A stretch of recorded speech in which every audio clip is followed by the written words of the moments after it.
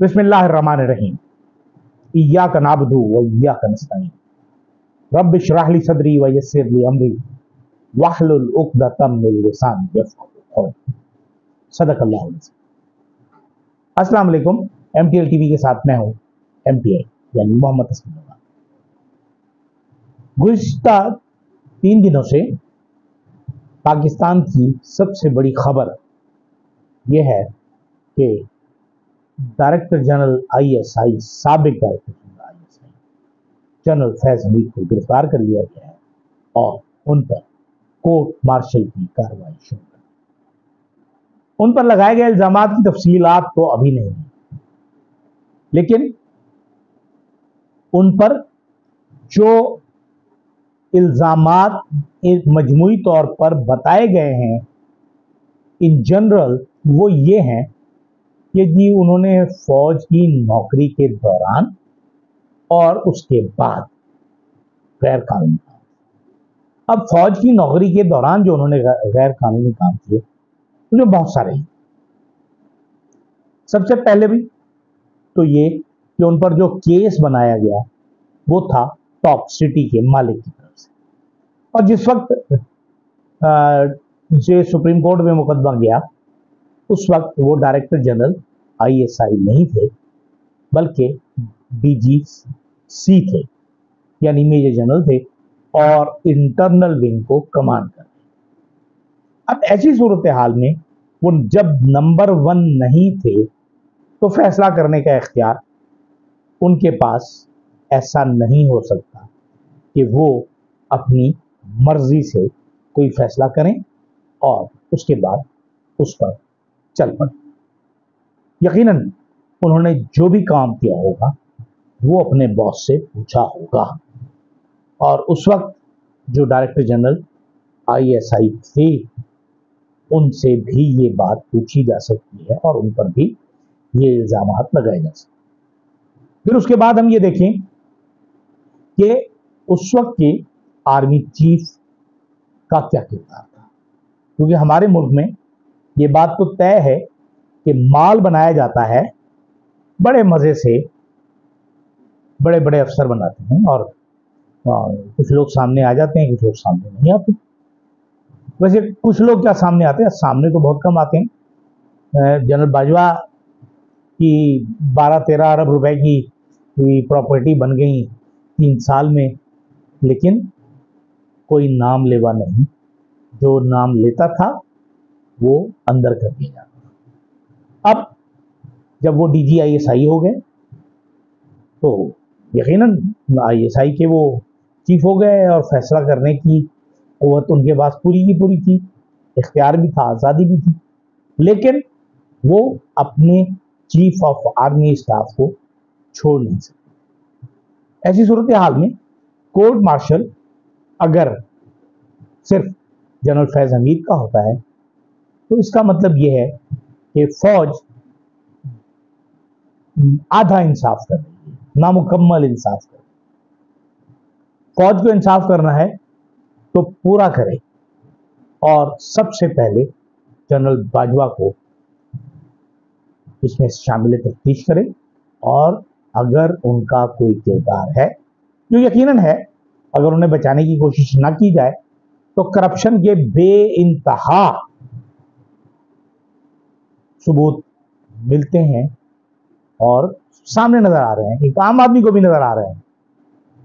लेकिन वो बकौल शायर पत्ता पत्ता बूटा बूटा हाल हमारा जाने है, जाने न जाने गुल ही न जाने बाग तो सारा जाने है। तो बाग तो सारा जानता है, लेकिन जिसे जानना चाहिए वो नहीं जानता। वो हमा वक्त उसे तहफ़्फ़ुज़ देने के लिए कोशां है, क्योंकि ये रिवायत है कि अगर ये अपने से सीनियर्स को बचाएंगे तो इनके जूनियर्स भी फिर इनको बचाएंगे। ये एक रिवायत है हमारे मुल्क में जो इंतहाई गलत है, और गलत रिवायत कहीं का नहीं। तो मेरे ख्याल में जनरल बाजवा को गिरफ्तार करना चाहिए ताकि वो इसमें शामिल हों और उसके बाद जवाब दें। लेकिन ارشد شریف کا واقعہ بھی اس میں آ رہا ہے. کیا اس میں بھی جنرل فیض حمید شامل تھے؟ اگر ارشد شریف کے واقعے میں جیسا کہ ان کی والدہ نے نام دیے تھے، کچھ لوگوں کے نام دیے تھے سپریم کورٹ کو کہ یہ لوگ اس کے ذمہ دار ہیں، ان کے خلاف مقدمہ درج ہونا چاہیے، تو وہ تو نہیں ہوا. رسوا تو ارشد شریف کی والدہ ہی ٹھہری کہ جس کے 2 بیٹے شہید ہو گئے. اس کا میاں آرمی کا آفیسر تھا، لیکن یہاں تو جس کی لاٹھی اس کی بھینس. اور پھر بقول شاعر یہ جس طرح قتل کرتے ہیں نا کہ جی دامن پہ کوئی چھینٹ نہ خنجر پہ کوئی داغ، تم قتل کرو ہو کہ کرامات کرو. تو یہاں تو کرامات ہو رہی ہیں، اور ایسے ایسے طریقے سے کرامات ہو رہی ہیں کہ ساری دنیا جانتی ہے کہ یہ کام کس کا ہے، لیکن ہم نام لینے سے ڈرتے ہیں. جنرل باجوہ کی گرفتاری بہت ضروری گرفتاری، کیونکہ جنرل باجوہ نے پاکستان کے خلاف جو کچھ کیا یہ تو بہت چھوٹا ہے. اس نے 2019 میں جس وقت کشمیر کا سودا اس نے کیا، وہ پاکستان کی پیٹھ میں خنجر گھونپنے کے مترادف، اور پاکستان کی پیٹھ میں خنجر گھونپنے والے 2 لوگ ہیں. ایک جماعت علی شاہ صاحب ہوا کرتے تھے، بڑے سید تھے اور بڑے قابل آدمی ہوا کرتے تھے. وہ ہمارے ہاں انڈس واٹر کمیشن میں پاکستان کے سربراہ ہوا کرتے تھے پاکستان کی طرف سے، اور بھارت سے گفتگو کیا کرتے تھے، گفت و شنید کیا کرتے تھے. اور آخر میں انہوں نے ایک ایسا معاہدہ کیا جس میں پاکستان کے حصے کا مزید پانی بھی بیچ دیا اور فرار ہو کر یہاں سے کینیڈا چلے گئے. لعنت ہے ایسے بے غیرت لوگوں پر جو ملک کے مفادات کا سودا کرتے ہیں اور اپنی ذاتی جائیداد میں اضافہ کرتے ہیں. وہ سید جماعت علی شاہ ہوں، جنرل باجوہ ہوں، جنرل فیض حمید ہوں یا کوئی اور. جنرل باجوہ کی جب ٹانگیں کانپ رہی تھی قومی اسمبلی میں تو ساری دنیا نے دیکھا، اس کے تو بہت سے گواہ ہیں، لیکن کیا انہوں نے اس سے بڑھ کر کچھ اور تو نہیں کر دیا تھا جسے چھپایا گیا ہو کہ انہیں کپڑے بھی چینج کرنے پڑے ہیں.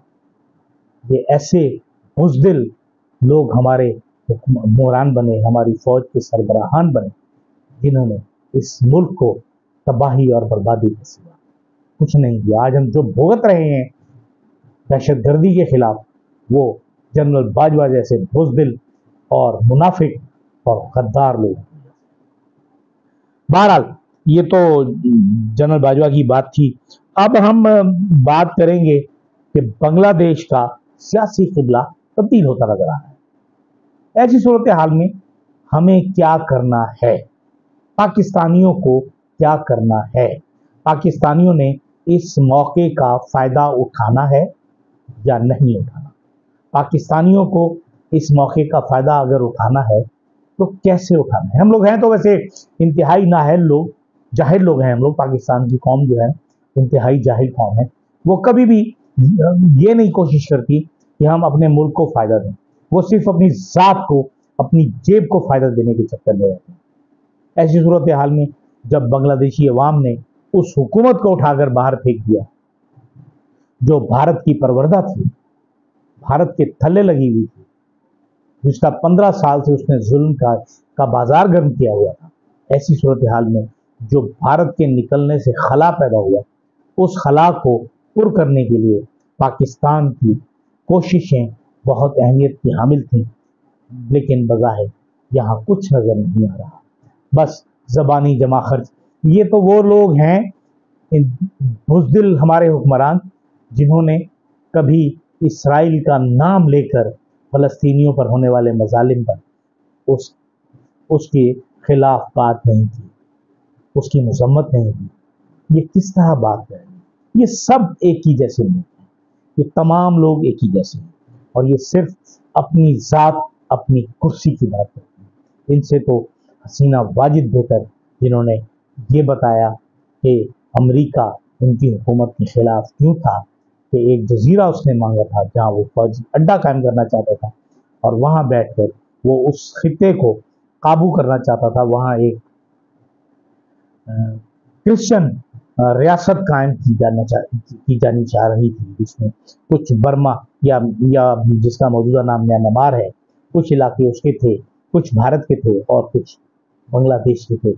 اور بھارت کے تو وہ علاقے جو اس وقت ڈسٹرب ہیں، جہاں تحریکیں چل رہی ہیں اور ہونی چاہیے کہ وہاں کرسچن ریاستیں قائم ہونی چاہیے کہ جو لوگ مذہب جانتے ہیں، جو مذہب مانتے ہیں، اس کے مطابق وہ اپنی زندگی گزر بسر کر سکیں.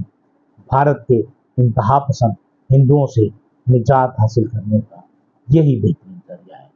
اجازت دیجیے. اللہ حافظ.